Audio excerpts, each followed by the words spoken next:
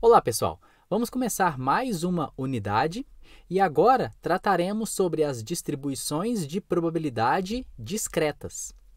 Nas aulas passadas, nós estudamos variáveis aleatórias, mas com um foco um pouco mais matemático, entendendo as funções e calculando probabilidades. Nessas próximas aulas, nós vamos continuar estudando variáveis aleatórias, mas agora com um foco um pouco mais teórico, entendendo as distribuições, para que elas servem e as características de cada uma. Vamos ver um exemplo. Uma dinâmica selecionará 5 candidatos para uma próxima fase em uma seleção para um emprego. Considere a variável aleatória x como sendo o número de homens selecionados dentro destes 5 candidatos. Nesse caso, o x pode assumir os valores de 0 até 5. E a probabilidade de x ser igual a um x é dado dessa forma aqui. É uma combinação de 5x a x, 0,2 elevado a x vezes 0,8 elevado a 5 menos x. E na unidade passada, nós aprendemos, por exemplo, calcular probabilidades baseado nessa função ou de uma forma diferente através dessa representação da distribuição de probabilidade. Uma pergunta que pode surgir é: Eduardo, mas por que nesse caso, a variável aleatória x tem exatamente essa distribuição? É isso que vamos estudar nessa próxima unidade. Por exemplo, o que seria esse 5? E esse 0,2 na minha p de x representa alguma coisa? E o 0,8? Tudo isso tem um significado. Mais um exemplo. Suponha que o número de erros tipográficos em uma página seja representado pela variável aleatória x e que tenha a seguinte distribuição: p de x igual a e elevado a menos meio vezes meio elevado a x sobre x fatorial, se a minha variável aleatória x assume valores 0, 1, 2 e assim por diante, e 0 caso contrário, que poderia ser representado também através dessa tabela. E aqui pode surgir a mesma pergunta: por que a variável aleatória x tem essa distribuição p de x? Da onde surgiu estes valores e por que da escolha dessas quantidades? E a resposta é muito simples, porque estes experimentos, assim como outros, possuem características muito específicas e, por conta disso, já sabemos a distribuição destes fenômenos. E é exatamente isso que vamos estudar nessa unidade: as distribuições mais comuns na estatística, sejam elas discretas ou contínuas. Na aula de hoje, vamos aprender as 3 primeiras, que é a uniforme discreta, a Bernoulli e a binomial. E de forma mais específica, vamos compreender as situações nas quais essas distribuições se encaixam. E a primeira, então, é a distribuição uniforme discreta. Ela é utilizada, por exemplo, quando x representa os números do próximo sorteio da Mega Sena. Qualquer sequência de 6 números tem a mesma probabilidade de ocorrer. Essa é uma característica da distribuição uniforme discreta. Um outro exemplo: o último dígito da placa de um veículo. Então, esse último dígito é a minha variável aleatória e ela pode assumir de 0 até 9. E todos estes valores têm igual probabilidade de ocorrência. Então, formalmente, a variável aleatória discreta x, que assume os valores de x1 até xk, tem distribuição uniforme se e somente se a probabilidade de x for igual a 1 sobre k para todos os x pertencentes a 1, 2 até n e 0 caso contrário. Nesse caso, o k representa o número total de valores que a minha variável pode assumir. No caso da placa que vimos anteriormente, o k seria igual a 10. E a esse valor chamamos de parâmetro da minha distribuição, que é a informação necessária para definirmos de forma completa a minha distribuição. A notação dessa distribuição é essa: x, esse tio aqui representa distribuído através de uma uniforme discreta de 1 até n. A esperança e variância dessas distribuições, elas também já são conhecidas, então não precisamos ficar calculando isso a todo momento. Nesse caso, a esperança e variância são dadas dessa forma que estamos vendo. Vamos ver mais um exemplo. O ponteiro dos segundos de um relógio mecânico pode parar a qualquer instante devido a algum defeito técnico ou término da bateria. Seja x o ângulo formado pelo eixo vertical e o ponteiro dos segundos. Então, o x aqui é a minha variável aleatória, e considerando que ela assume somente valores discretos, podemos dizer que a distribuição de x é uma uniforme discreta. Isso porque todos os valores possíveis têm igual probabilidade de ocorrência. E nesse caso, como temos 60 valores possíveis, as probabilidades são dadas por 1 sobre 60. Então, essa é a distribuição uniforme discreta. Se o seu experimento satisfaz essas condições, pode-se associá-lo a uma distribuição uniforme discreta. A segunda distribuição que aprenderemos é a de Bernoulli. Vamos ver um exemplo. Um anúncio apresentado a um cliente pode ser convertido em venda, que chamamos de sucesso, ou não venda, que chamamos de fracasso. Nesse caso, estamos diante de uma distribuição Bernoulli, porque temos dois desfechos possíveis, sucesso e fracasso, em apenas um experimento. Então, essa é a característica da distribuição Bernoulli. É um experimento com duas respostas possíveis, uma a gente chama de sucesso e a outra a gente chama de fracasso. E veja que não necessariamente a venda precisa de ser relacionada ao sucesso. Podemos considerar, por exemplo, que o fracasso seja a venda e o sucesso seja a não venda. O importante aqui é definirmos claramente quem que será o sucesso e quem que será o fracasso. Um outro exemplo, se um robô consegue ou não resolver essas letrinhas, se consegue, classificamos como sucesso, se não consegue, fracasso. Então, novamente, é somente um experimento com dois desfechos possíveis, um a gente chamou de sucesso e outro de fracasso. Então, essa é a característica da distribuição Bernoulli, que formalmente é dada dessa forma.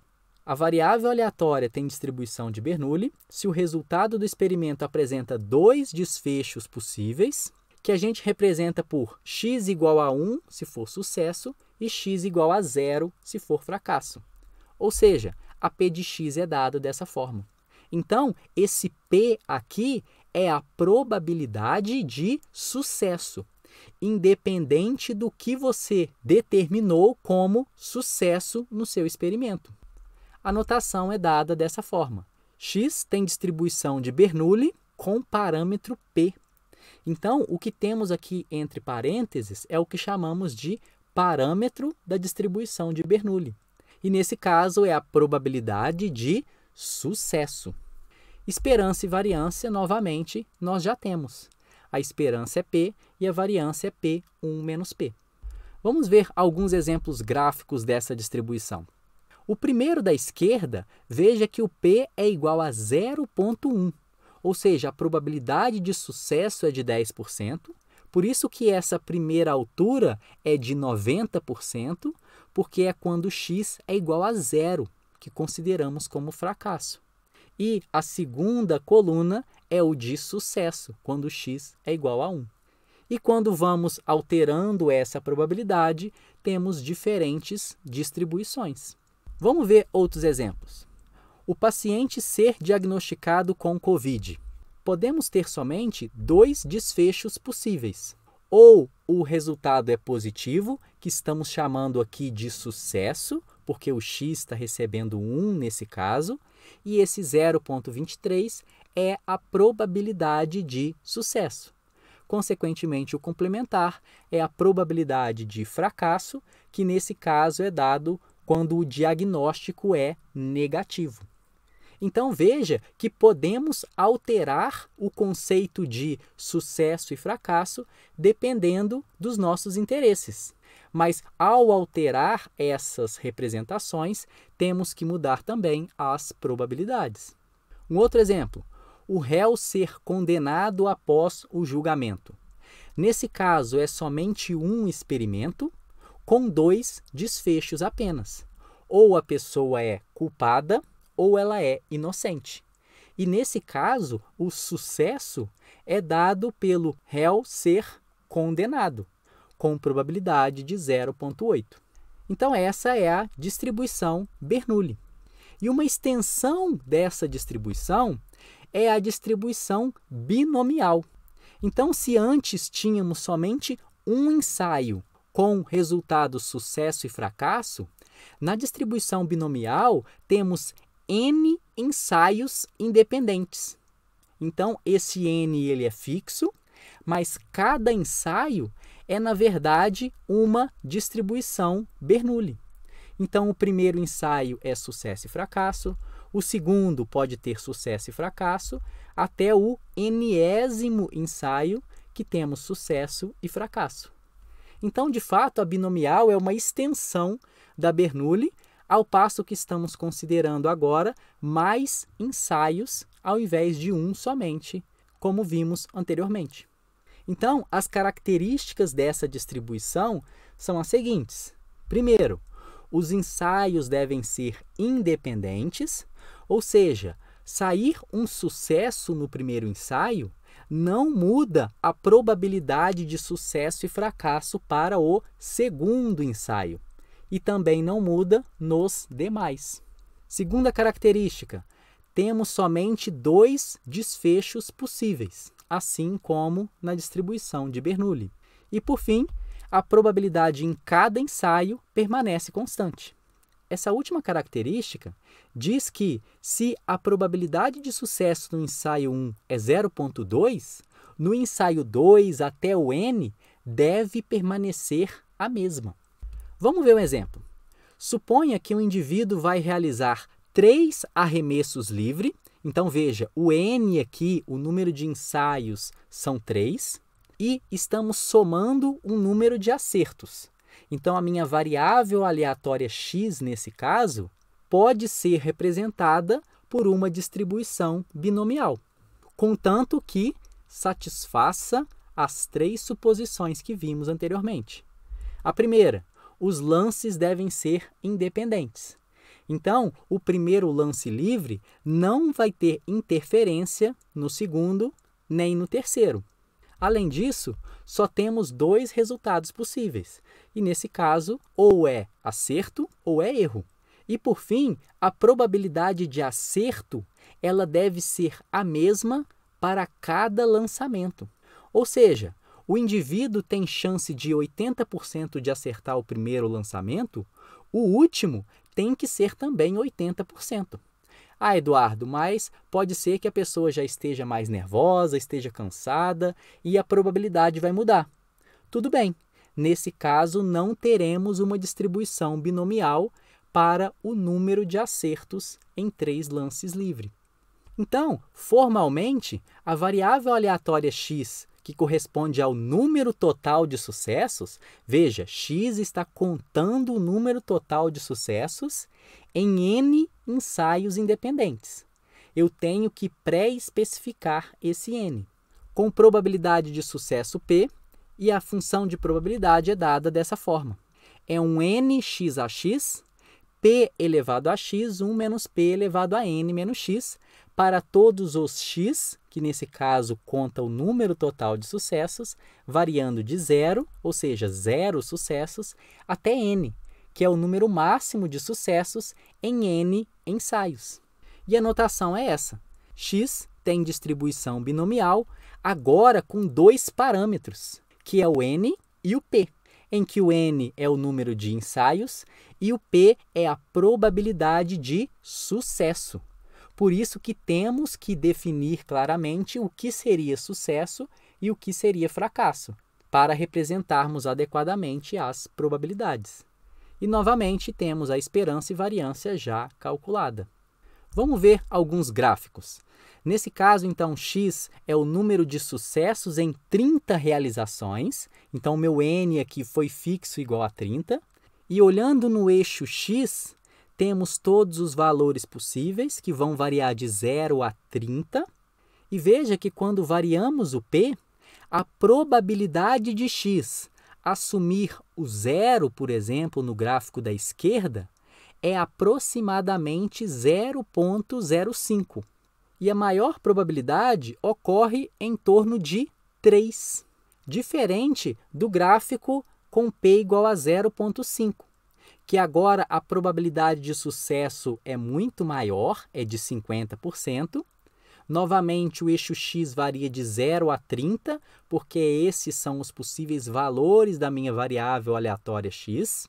E no eixo y, a probabilidade maior aqui é em torno de 15.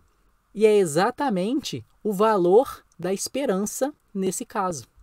E variando a probabilidade mais para a direita, chegando em 0,8, temos uma distribuição novamente de 0 a 30, mas agora mais deslocada em torno de 20 e 30, porque a probabilidade de sucesso é muito alta, é de 80%.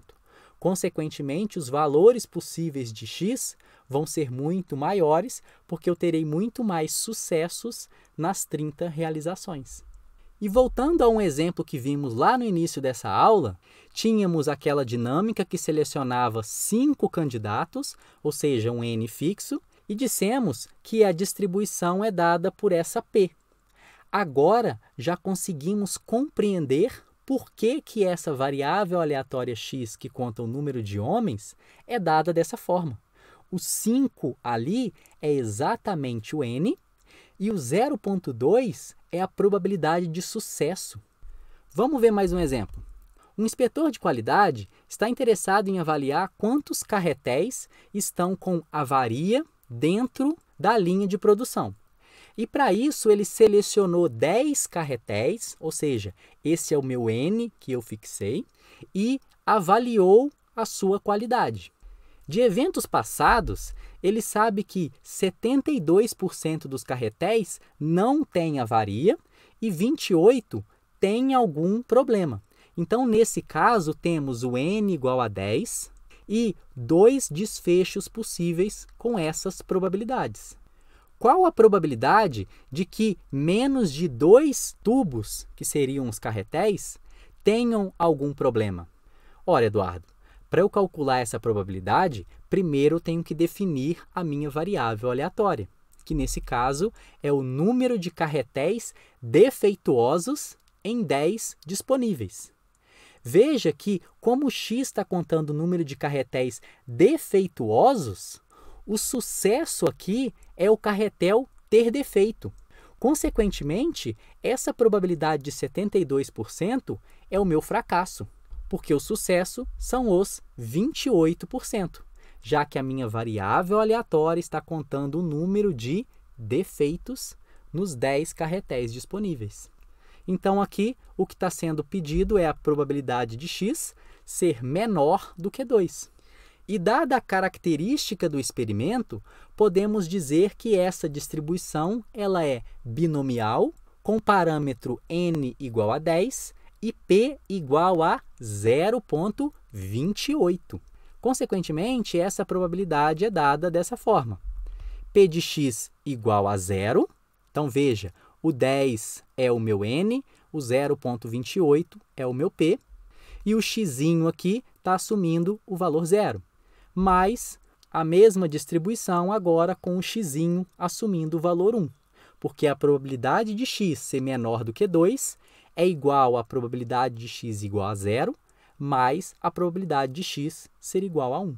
Então, veja que o cálculo é exatamente o mesmo que vimos na unidade passada.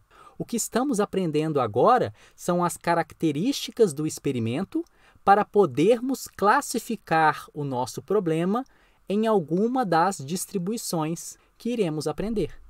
Vamos ver o último exemplo. Número de ovos danificados em uma caixa com meia dúzia de ovos. Então, temos um n fixo igual a 6 e queremos contar o número de ovos danificados.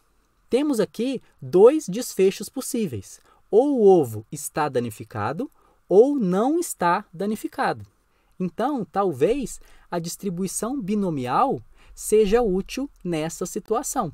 Considerando então que x seja o número de ovos danificados de 6 disponíveis, temos que a p de x é dada dessa forma.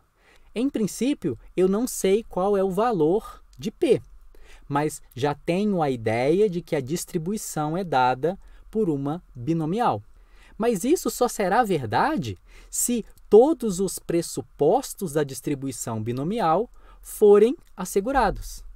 Então, será que os ovos têm a mesma resistência a impacto?